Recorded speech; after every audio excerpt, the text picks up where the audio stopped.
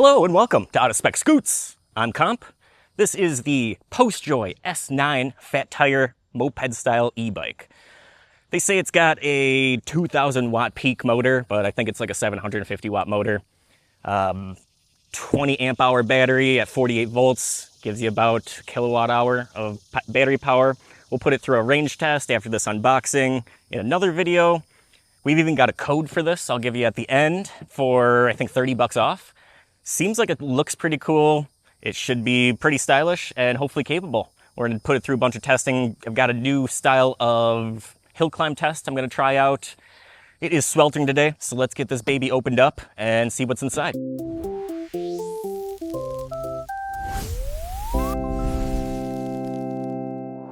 Okay, check out shop.outofspecstudios.com for all of our Out of Spec awesome merch. Let's get this thing opened up. This is the heaviest package I've been sent so far. Package weight is about 100 pounds. I think that they said that the unit on the website says about 85 pounds. But it is quite the beastly package. We'll see if we're going to be able to keep it on the table or not. No labels on it. It has at least the battery stuff on the side. And that's about it. Nothing as far as model. Nothing there. Oh, we've got S9 there. So just a very blank box. Let's get it opened up. My little tiny table is doing its best to support this 100 pounds. Classic copper staples holding the top together. Very weak tape. Similar, I think, as the other ones that I've unboxed in the past. Check those out. We've done all sorts of unboxing of things, and we've got a box of something that we'll check out. We've got a center tank bag thing. That's sweet that it comes with that. Packaging we will be sure to dispose of properly. Not much that I can get out there.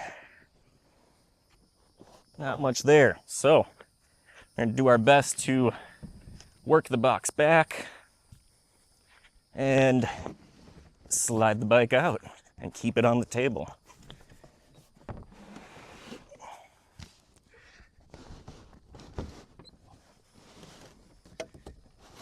This would be easier if you got somebody else to help with or get it down on the floor, but I'm starting to become a pro at these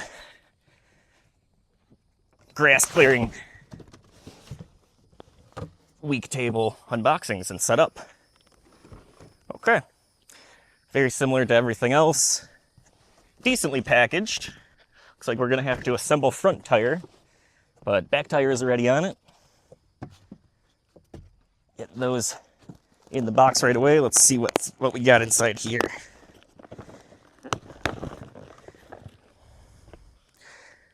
We've got the pedals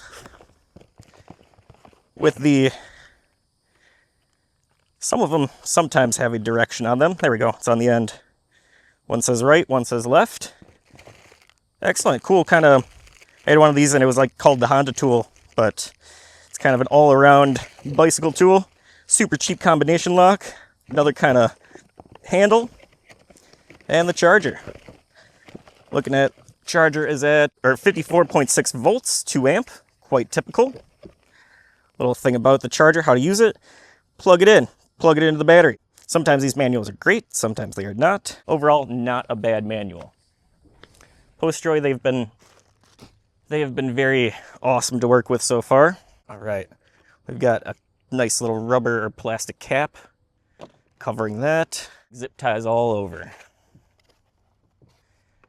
Got a little side flush cuts. And at this point, it's just finding all the little bits and disconnecting them. I like to save these foam blocks once in a while because it's good foam. Especially this strip. That's a good strip of foam. I've used them on the little cheap e-bikes to help secure the battery a little bit more. A few of them had the battery rattling around a little bit. So not going to keep the white foam, Just gonna keep the more dense good stuff. Sun's going down, so we're just gonna keep flying through this, get this thing set up, get it charging. That way tomorrow we can do some testing on it. Kind of have an idea of doing a long range bicycle test, e-bike test, on going and see if I can use plug share, try to find some charging along the way. Not sure how practical that is. All right, there's the wheel is disconnected. Nice bits of foam securing or protecting the wheel from the other side. Internal reflector inside the wheel. We're looking at 20 by 4 fat tire tires. It says 160 on the disc and a direction. Max inflation to 20 psi. This is one of the units with like these NFC tags.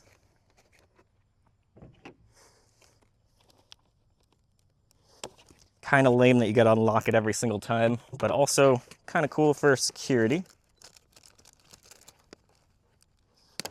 Also, it can be unlocked with like a 4-digit password, I believe. This unit's a bit bigger, but seems like quite similar to that Milad T16, but that thing was almost $1,000, where this one, S9, is coming in today at $599. So yeah, $600. Some decent travel on the forks, it looks like. They've got almost every bit of this bike pretty well protected. Just letting the headlight dangle here, but it's quite a lightweight light. No cat cameos today. It's hot out here, so he is inside in the air conditioning, doing what cats do and sleeping. Front fender, some Chinese writing on the underside.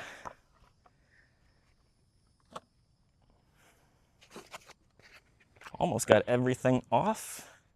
Good looking unit. It's got a pretty decent travel suspension there.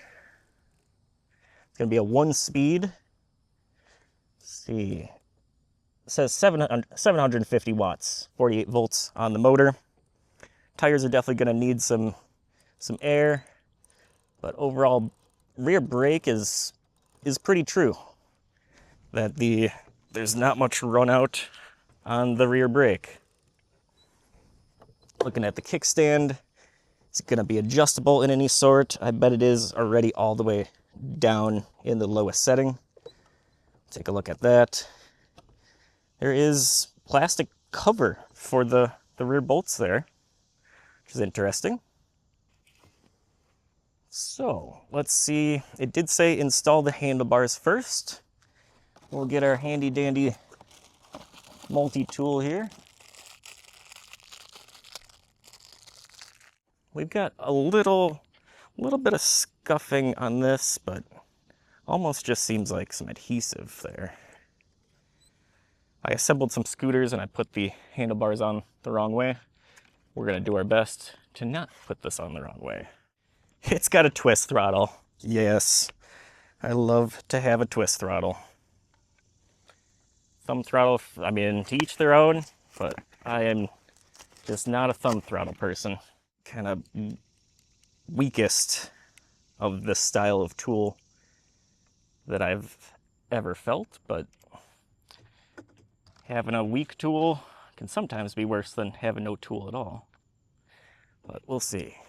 It's at least gonna hopefully do its job for the setup here.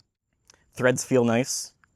I put some cheap scooters together, and 2 out of the 3 scooters just had horrible threads for the main part to put the handlebars together.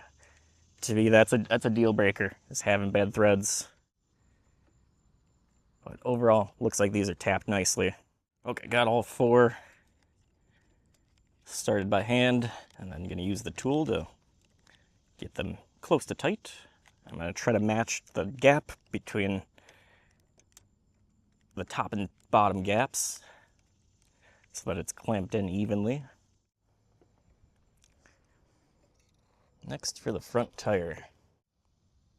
So it comes with kind of a dummy axle for shipping sitting in there.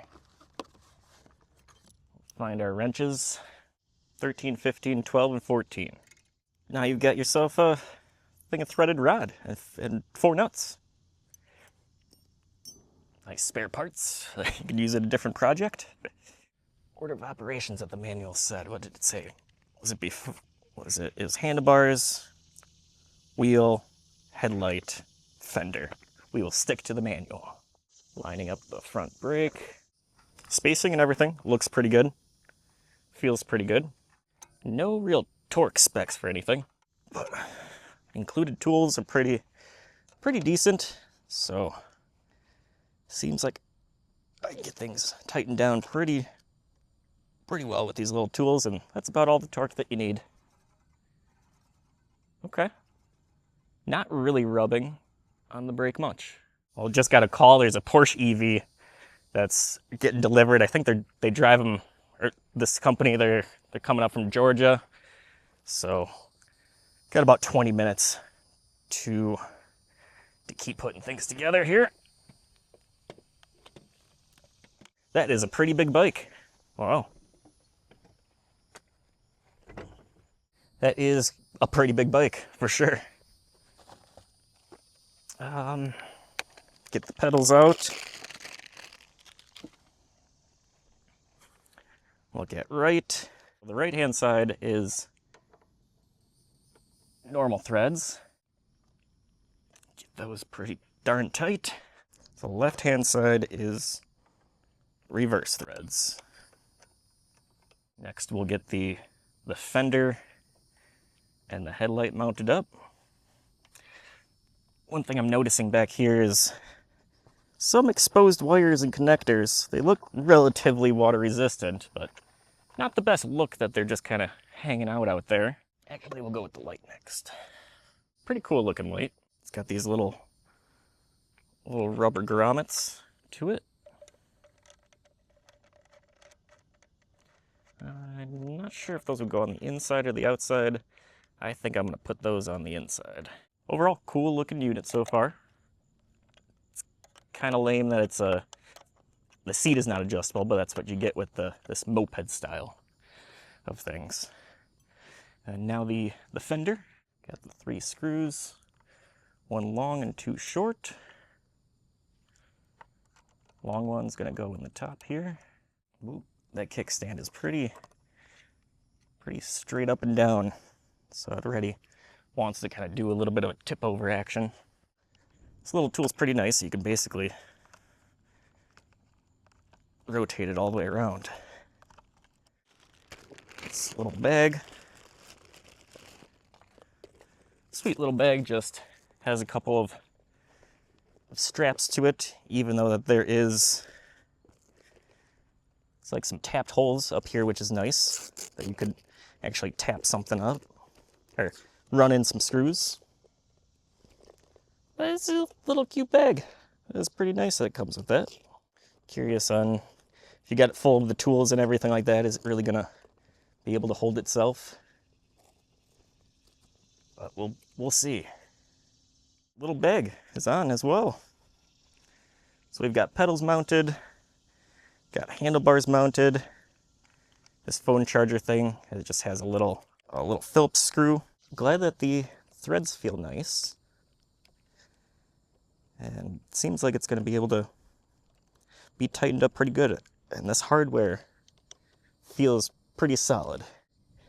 I always joke that when, if you got a bolt and it doesn't have anything on it, or it's rated B, you got different grades of bolts. Grade 8 is pretty good, but you got grade B for bogus. So there's no real bushing for this thing to hold it, to keep it from turning. So we'll see how well that goes. But just one screw. I'll put that around, not clamp the wire. Let's put the final touches on this thing. I think it looks pretty cool. Hoping that it can perform, hoping it can climb some hills and actually have some decent range. We'll flip on the power switch. Says we've got 4 out of 4 bars there. We'll hit power.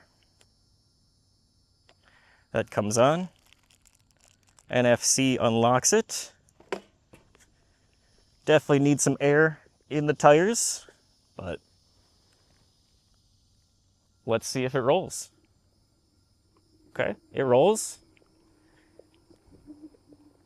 And that's using a decent amount of power because these tires are quite flat right now. I'd say we're rolling maybe 5 psi.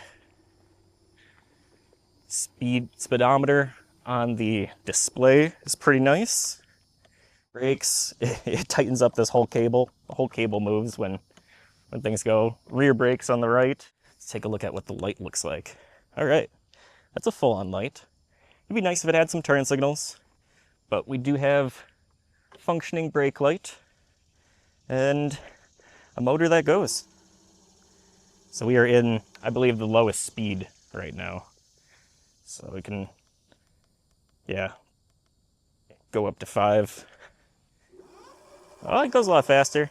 We're gonna get some air in these tires, get it charged up, and put it through some tests in the next couple days. It is the next day. I rode it around a little bit, got some air in the tires. I'll go through impressions and overview of features and things like that in another video. I aligned the bars a little bit better so that they aren't as far forward as I initially had them. And while doing that, I noticed that the bars were actually askew from the front wheel a little bit, and then figured out that this lower bolt of this top stem, whatever you call it, was loose. So definitely good to go through and check all the nuts and bolts. I couldn't find anything else that was loose.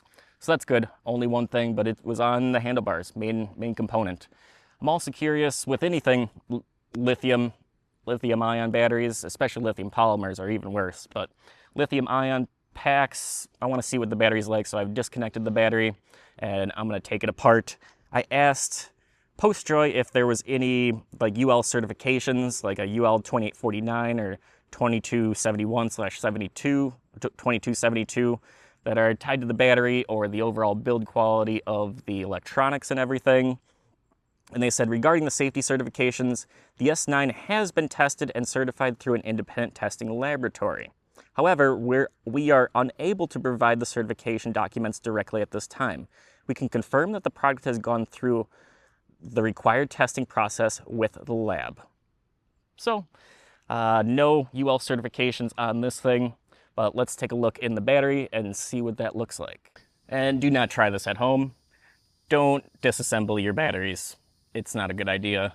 And around 50 or 45 volts DC, you can start to feel it. It tingles your skin, and you don't get shocked at 50 volts, but you feel it. So don't do as I do, doing this for instructional purposes and so that you don't have to. So please be safe with lithium batteries. 9 screws total, holding this bottom half together, 8 around the edge, and then 1 right there. And then this whole top half just comes apart. Looking at typical XT60 connector. They put a zip tie around it so it doesn't come loose, so that's interesting. And I went through and cut these little epoxy glue caulk things around the sides, and the battery just comes out. Little pad on the back. So, battery's out. This side connector just goes to this battery status indication button. We'll undo that. And on this side, we've got the charging port and then the on-off switch on that side. We'll leave that together. Bit interesting. It looks like it is wrapped in duct tape underneath this shrink wrap. So not too stoked on that. on a duct tape wrap battery. I'm actually gonna cut open this this shrink wrap, and then we'll see how the duct tape looks underneath and see if we can check out the BMS and the spot welds. I got the pack completely cut open, and yep, it's got duct tape. And thankfully, the duct tape isn't really anywhere that's in continuity between things that could short out.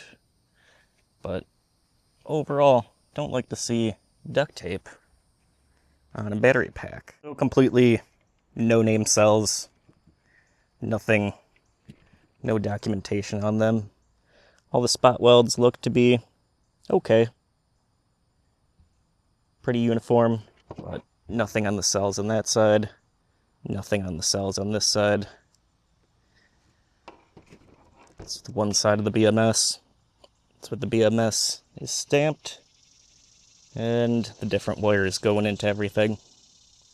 At least it's got a BMS, but still, you be cautious when charging and owning things with lithium-ion batteries in them. Doesn't necessarily have temperature sensors that I can tell. It's basically a no-name battery pack, and I actually cut through this when I cut open the shrink tube. So soldered that back together, put a little extension on it, got a little piece of isolation there. But I'm definitely going to be charging anything that I have outside and keep it attended. Not exactly sure what the tape is for. I think it's just kind of isolation from the case, but this duct tape just kind of melts away. Same thing with this Gorilla Tape. So, Gorilla Tape's what I've got. Surprisingly, Kapton tape actually lights on fire. Oh, there we've got some actual flame on the duct tape. It is flammable, so.